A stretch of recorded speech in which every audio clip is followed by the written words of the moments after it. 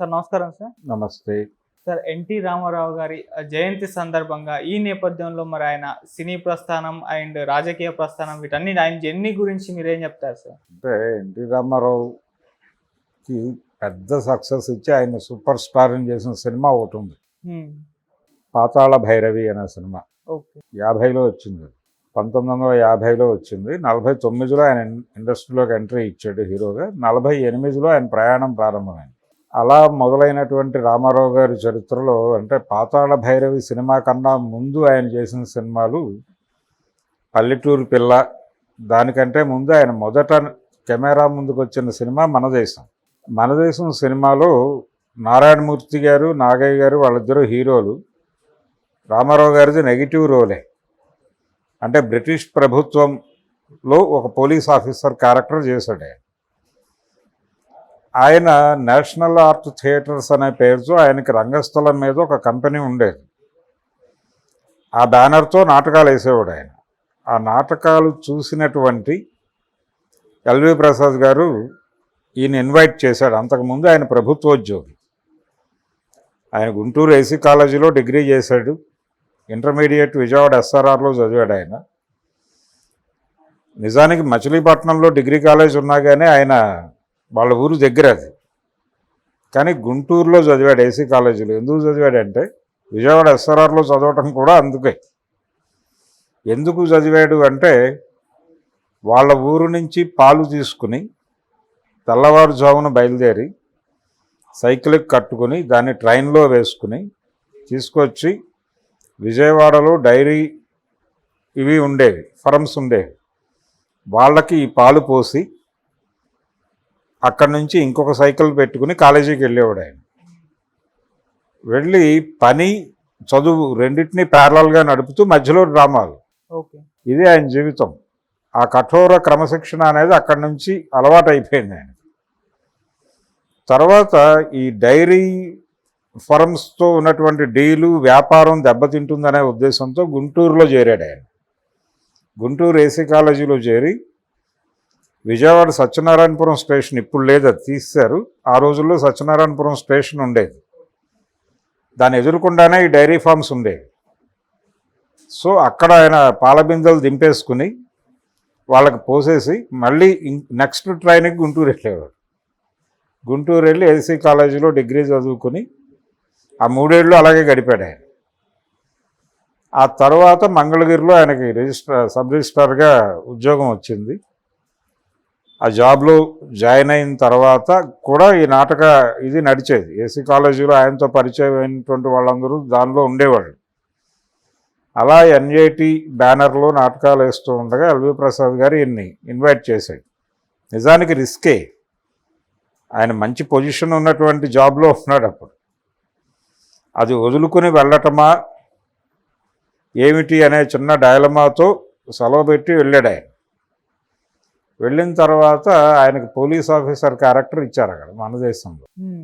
ఆయన్ని జీవించాలి నటనలో అని అనుకున్నాడు ఆయన. ఒక లాఠీ చార్జ్ చేసే సీన్ అప్పచెప్పారు ఆయనకి. నిజంగానే కొట్టాడు జూనియర్ ఆర్టిస్టు. కొడితే ఒళ్ళు వాచిపోయి వాళ్ళందరూ వచ్చి ఎల్వి ప్రసాద్ గారి దగ్గర మొరపెట్టుకున్నారు, సార్ చిరకొడేస్తున్నాడు ఆయన. ఈ ధోరణి చివరి వరకు రామారావు గారిలో నడిచింది. ఆయనతో యాక్షన్ సీన్ అంటే ఫైట్ సీన్లో పాల్గొన్న వాళ్ళందరి అనుభవం ఇదే. ఆయన నిజంగానే కొట్టేస్తాడు ఆయన. కైకాల సత్యనారాయణ గారు చనిపోయారు ఈ మధ్య. ఆయన అనేక సినిమాల్లో ఆయనతో తన్నులు తిన్నాడు. ఇలా ఒక ధోరణి ఉండేది ఆయనలో. ఆ తర్వాత సినిమా పల్లెటూరు పిల్ల. పల్లెటూరి పిల్ల టైంలోనే షావుకారు కమిట్ అయ్యాడు ఆయన విజయ బ్యానర్లో. షావుకారు ఆయనకి ఒక పెద్ద కంపెనీలో పర్మనెంట్ హీరోగా అడ్రస్ ఇచ్చింది. అంటే విజయ ప్రారంభ చిత్రం అది. ఆ ప్రారంభ చిత్రంలో ఈయనే హీరో. నాగిరెడ్డి, చక్రపాణి ప్రొడ్యూసర్లుగా మొదలైన సినిమా అది. SVR and NTR. సున్నం రంగడి క్యారెక్టర్ చేశాడు ఆయన, ఒక రౌడీ క్యారెక్టర్ చేశాడు ఎస్విఆర్. వీళ్ళిద్దరినీ వాళ్ళు పర్మనెంట్ ఎంప్లాయీస్గా తీసేసుకున్నారు. అంటే సినిమా ఉంటే 5,000 లేకపోతే నెలకు 300 ఎంతో ఖర్చులకు ఇచ్చేటట్టు. దానికి కమిటీ సంతకాలు పెట్టేశారు వీళ్ళు. సంతకాలు పెట్టేసి విజయాలో పర్మనెంట్ ఎంప్లాయీస్గా చేరిపోయారు. చేరిపోయిన తర్వాత షావుకారు పెద్దగా నడవలేదు సినిమా. దాని తర్వాత పిక్చర్ అదే బ్యానర్లో వాళ్ళు కేవీ రెడ్డి గారితో పాతాళ భైరవి అనుకున్నారు. పాతాళ భైరవికి మొదట అనుకున్న హీరో అక్కినేని నాగేశ్వరరావు. రాజారెడ్డి అని ఒక డాన్సర్ని కూడా చూసుకున్నాడు ఆయన. Either Raja Reddy or Akkineni Nageswara Rao. అప్పటికి అక్కినేని నాగేశ్వరరావు గారు జానపద సినిమాల్లో సూపర్ స్టార్. కీలుగుర్రం, మాయల మరాఠీ, బాలరాజు ఇలాంటి పెద్ద హిట్స్ ఉన్నాయి ఆయనకి. సో ఆయన్ని పెట్టి ముక్కామలని మాంత్రికుడిగా పెడితే ఎలా ఉంటుంది అని ఆ స్క్రిప్ట్ టైంలో వచ్చిన ఆలోచన.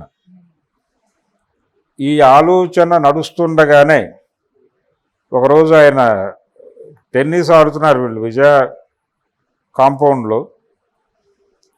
ఆ టెన్నిస్ చూస్తున్నాడు ఆయన కేవీ రెడ్డి గారు. రామారావు గారు ఆడుతున్న పద్ధతి ఆయనకి నచ్చి అంటే చాలా కసిగా ఆడుతున్నాడు ఆయన. అది నచ్చింది ఈయనకి. నచ్చి ఇతను పనికొస్తాడు ఆ క్యారెక్టర్కి, తోటరాముడు క్యారెక్టర్కి అని పిలిచాడు ఆయన. పిలిచి నువ్వే తోటరాముడు అని అనౌన్స్ చేశాడు. ఆ సినిమా రిలీజ్ అయిన తర్వాత అక్కినేని నాగేశ్వరరావు గారు డైలమాలో పడ్డాడు. అది పెద్ద హిట్ అయిన తర్వాత ఇక జానపద ఏరియాలో మనకి చోటు లేదు అనే నిర్ధారణ అయింది ఆయనకి.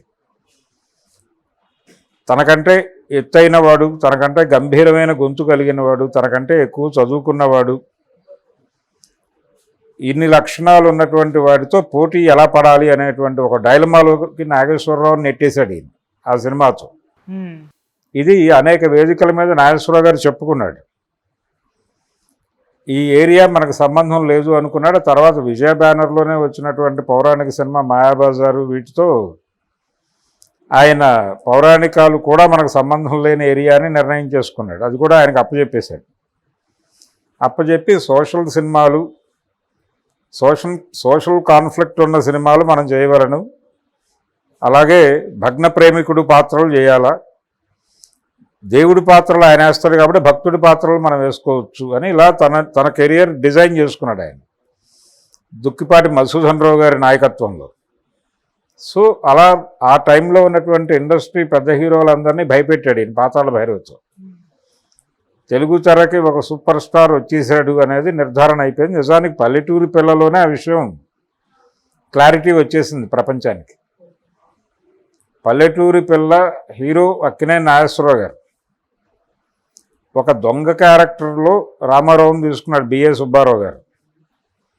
నిజానికి షోలే కథ, పల్లెటూరి పిల్ల కథ ఒకే లైన్లో ఉంటాయి. ఒక ఊరి మీద దొంగల ముఠా దాడి చేస్తూ ఉంటుంది.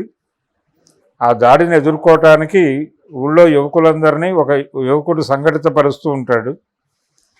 ఈ దొంగతనాలు చేయటం తప్పు అని చెప్పి ఆ దొంగల ముఠాలోనే ఒక వ్యక్తికి అనిపిస్తుంది, తప్పు చేస్తున్నాం మనం అని అనిపించి దొంగల ముఠా నాయకుడితో గొడవపడి ఘర్షణ పడి బయటకు వచ్చేసి, మీకు దొంగల ముఠాని ఎలా ఎదుర్కోవాలో తెలియటం లేదు, నేను నేర్పిస్తాను మీకు ఎలా ఎదుర్కోవాలో అని ఆ దొంగల ముఠా నుంచి వచ్చిన వ్యక్తి ఆ క్యారెక్టర్లో ఆయన నాగేశ్వరరావుని మింగేశాడు. విచిత్రంగా ఆ సినిమాలో అంజలిదేవి గారి హీరోయిన్, ఆవిడ అక్కినేని నాగేశ్వరరావుని ప్రేమిస్తూ వాళ్ళిద్దరి మధ్య ఒక ప్రేమ ఉంటుంది. ఎన్టీఆర్ ఎంటర్ అయ్యి మొదలెట్టిన తర్వాత ఆవిడ తన ప్రేమని రామారావు వైపు మార్చుకుంటుంది. అక్కినేని నాగేశ్వరరావు వాళ్ళిద్దరూ ఇంటిమేట్గా ఉండగా చూసి చాలా బాధపడి త్యాగం చేసేస్తాడు ఊరి కోసం. ఆ తర్వాత వచ్చిన పాతాళ భైరవితో ఆయన సూపర్ స్టార్ అయిపోయాడు. అందులో ఒక పాట ఉంటుంది, ఇతిహాసం విన్నారా ఆ అతి సాహసులే ఉన్నారా అని ఒక పాట ఉంటుంది. పింగళ నాగేంద్రరావు గారు రాశాడు ఆ పాట. ఎన్టీ రామారావు గారి ఒక రకంగా ఆయన జీవితానికి అన్వయించే పాట అది.